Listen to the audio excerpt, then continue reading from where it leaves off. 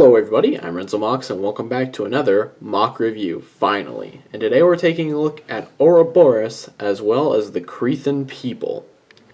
Oh boy, where do we even start on this, guys? So, Ouroboros was a character who I recently revealed as a part of my 100th mock review sort of segment. Now, I revealed him because I didn't want to reveal Renzo's dad yet, and I figured this would be a great mock to reveal to show all of you guys. Now, Ouroboros has been a character for a long time. In fact, he's been built for what feels like a year. I mean, I doubt that, but it feels like at least a year. He originally existed in my old Bionicle G1 story as kind of the silent villain who ended up being the one who did everything in the first place. He was the true mastermind behind the plan. It was stupid, and he originally had this sort of head design with, instead of trans blue, he had trans green. And I like that design, but I just didn't have enough trans green to really replicate that. And I thought trans blue would be a nice change from the original character, even though I never showed him off on the channel or anything. I don't want to say much about his backstory, but basically he is kind of a character who has a grand, more important involvement in the universe of RENZO, the Spaceverse itself. He's not a god or anything. I'm not going to say too much else because it would be diving into spoilers, but basically he is a being of higher power. He's a very, very old character, and he like I said, he's very old, so yeah. Because of the way this review is going to be done, I won't be able to show off the whole mock on camera, so we're going to go back into segments like what I did with my older reviews. Starting off the legs, so he's got this tripedal thing going, not tripedal, he's got this like chicken leg thing going on, and I've always liked that design for aliens. It's kind of my go-to design for whenever I'm doing sort of weird villainous type characters. He does have kind of those pneumatic like tubes going on there that the old G1 sets used for friction. I'll admit I'm not a huge fan of this area right here. There used to be Star Wars shins on here, but I think I put them on another mock. I don't know, it just looks a little lazy there, so I kind of want to spruce that up before I actually put him in RENZO. But his feet are nice and big, so he covers a lot of ground. I kind of like the bear claw aesthetic that his feet gives off. And he's got these very spindly legs, and I'll show you later, but he can actually stand up very, very high. Here's his waist section. It's a little more filled out, kind of, but not really. There are some tubes attached throughout his body. Just a couple of tubes, but they do link from the legs to within the actual chest itself. And you can kind of see how closed off that is. And I do like that. Speaking of which, here's the full extended leg. That's freaking way too long, so the bent leg is the ooh, sorry that's loud, but he just needs a lot of friction to hold himself up since he is a very big guy. But now we're showing off the torso and the arm section here. One of his arms is just normal. This is his normal hand.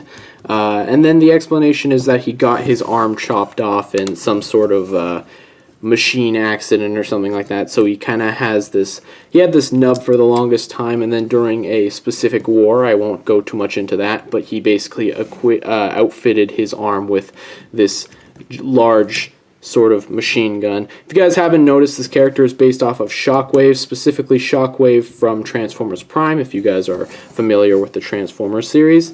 Very heavily inspired by Shockwave.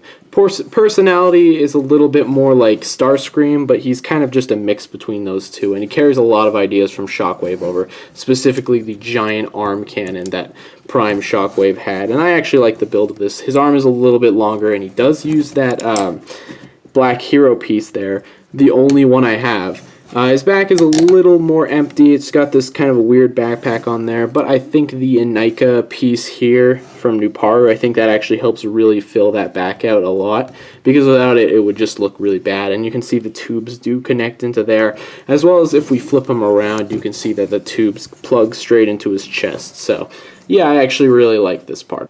Finally, we get to the very large head, and yeah, his head is massive. Also, not very good with posability. He can look up a decent amount, but screw looking down. He can barely do that. He can barely look side to side, and that's just due to all the crap that goes on there. It's very bad. He does not have very good head articulation, although I do like how I pulled off the eye there. That's just a blue Baraki eye there with a tire, like a half tire cut around there. That's really, I really like that, honestly.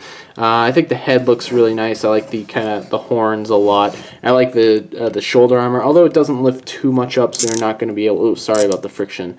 adders, but you're not going to be able to get too much passage, but he can lift it up okay. It's an okay range. Sorry. Yeah, I really do apologize. I do like the shoulder pads a lot. They just fit in with this character's aesthetic quite a lot, and I enjoy that. Like I said before, it's a little empty, and those red axles are pretty gross looking, but it does. I think it looks really nice from most angles, specifically the front angle. I think he's got a very demanding presence, and that's what I was definitely going for. I do apologize for those who actually wanted to learn more about this guy. I'm being very cryptic because I don't want a lot of his secrets to be spoiled for Renzo. I will say this right now, he is a scientist character. He's very loyal to his master. I won't say who his master is, but he does work for other people. We may or may not see them in Renzo, I can't say for sure.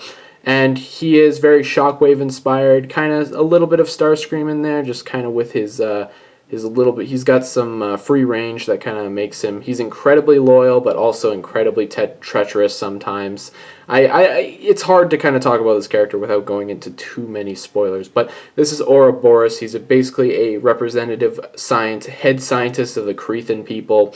He's well respected throughout his community. So yeah, I'm sorry, but we'll talk a little bit more about him towards the end of the video. But let's get right to the Crethon people. So, continuing that theme of not being able to really say much, these are the Crethon people, or the people of Crethon, whatever you want to say.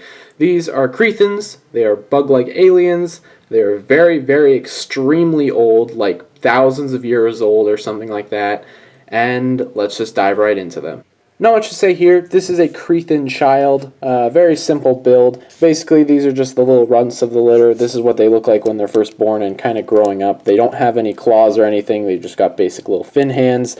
I use this sort of theme of all the beast feet to continue this look for their heads. It's just weird and alien, and I like it. He does have a little outfit on, like most of them. Yeah, that's a Crethon child.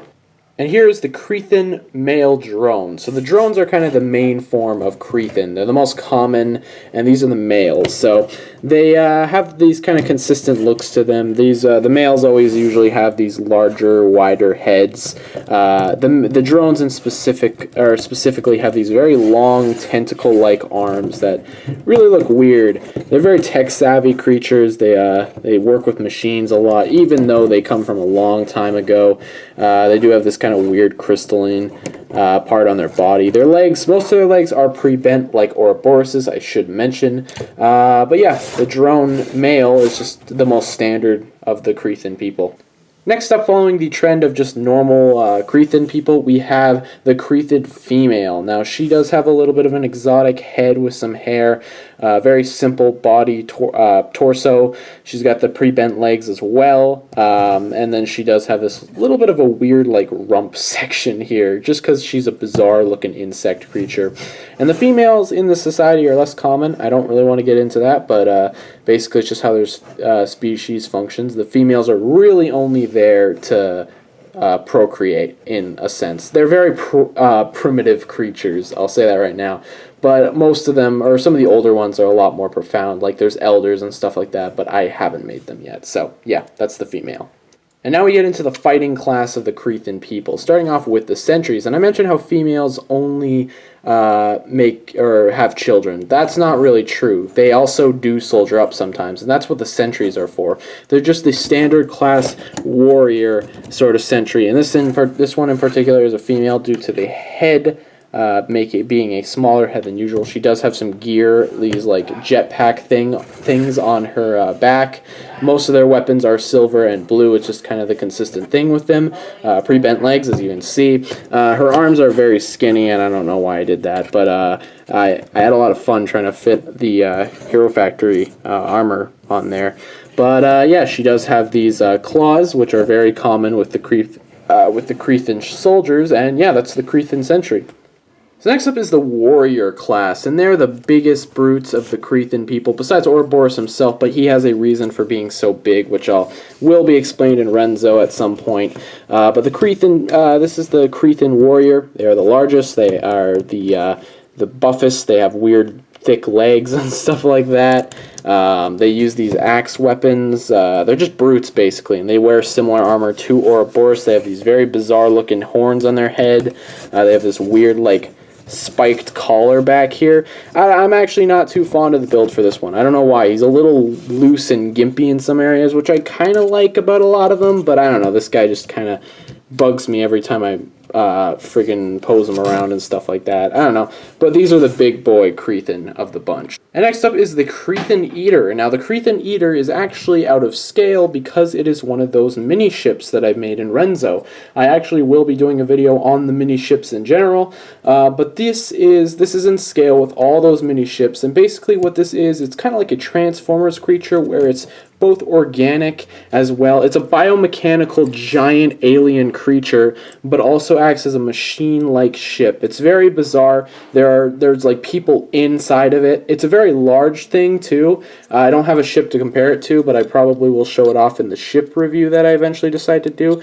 But these are just like large tentacles that have like several different people working inside of them, and it's got this like big eye / console there. It's a very bizarre creature, and let's just say that this is actually, there are different types of the Crethon Eaters, as they're called. There's also a mothership, which I have not built yet, and I'll have to do a separate review on it, but it's basically a much larger version of the Crethon Eater.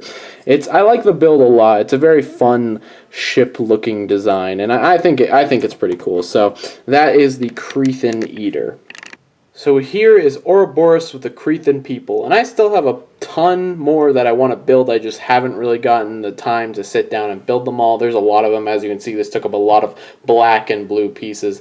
In fact, I didn't really even think that I was going to be building a whole species, but I recently got a lot more creativity due to thinking about Ouroboros and his species and all that good stuff. So Ouroboros is a character that I brought back from my old story and made them, I think, a little bit more interesting and made them fit more. Besides, Ouroboros always looked like an alien anyways, and it didn't really even make that much sense in context with the Bionicle storyline, so now he's a lot more appropriately fitting here, and I really like the look of all these aliens. It doesn't immediately, I mean, besides the black, which I tend to avoid while making evil, like, alien designs, I still think looks really nice with the blue here. I think it gives it a more insectial, I don't think that's a word, but I think it gives it more of an insectoid look, and a lot of Transformers inspiration has gone here, and honestly, I really like Ouroboros, and I think the Crethon people are pretty cool too.